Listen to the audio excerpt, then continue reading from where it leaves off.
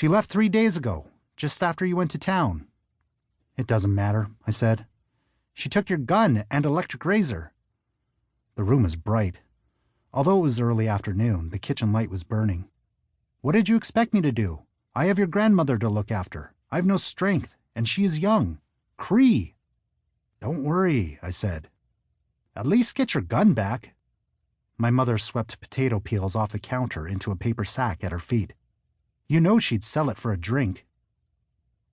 The gun, an old .30-30, had once been important to me. Like my father before me, I had killed plenty of deer with it. But I hadn't used it since the day I killed Buster Cutfinger's dog for no reason, except that I was drunk, and it was moving. That was 4 years ago. I heard a clucking in the living room. The rocking chair squeaked twice and was silent. How is she? I asked. Hot cereal and pudding. How would you expect her to be?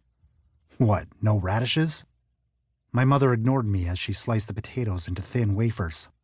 Why don't we butcher one of those heifers? She could eat steak for the rest of her life and then some. She'll be gone soon enough without you rushing things. Here, put this on that eye. It'll draw out the poison. She handed me a slice of potato. How's Lame Bull? She stopped slicing. What do you mean by that? How's Lame Bull? He'll be here this evening. You can find out then. Now get me another bucket of water. How's the water? I asked. It'll do. It never rains anymore. She dumped the slices into a pan. It never rains around here when you need it. I thought how warm and flat the water would taste. No rain since mid-June, and the tarred barrels under the eaves of the house were empty. The cistern would be low and the water silty. A fly buzzed into the house as I opened the door. The yard was patched with weeds and foxtail, sagebrush beyond the fence. The earth crumbled into powder under my feet, beneath the sun which settled into afternoon heat over the slough. 2 pin-tailed ducks beat frantically above the cottonwoods and out of sight. As I lowered the bucket into the cistern, a meadowlark sang from the shade behind the house. The rope was crusty in my hands. Twice I lifted and dropped the bucket, watching the water flow in over the lip until the bucket grew heavy enough to sink. The girl was no matter. She was a Cree from Haver, scorned by the reservation people. I had brought her home with me 3 weeks ago. My mother thought we were married and treated her with politeness. My mother was a Catholic and sprinkled holy water in the corners of her house before lightning storms.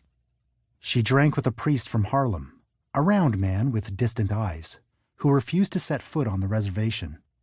He never buried Indians in their family graveyards. Instead, he made them come to him, to his church, his saints and holy water, his feuding eyes. My mother drank with him in his shingle house beside the yellow plaster church.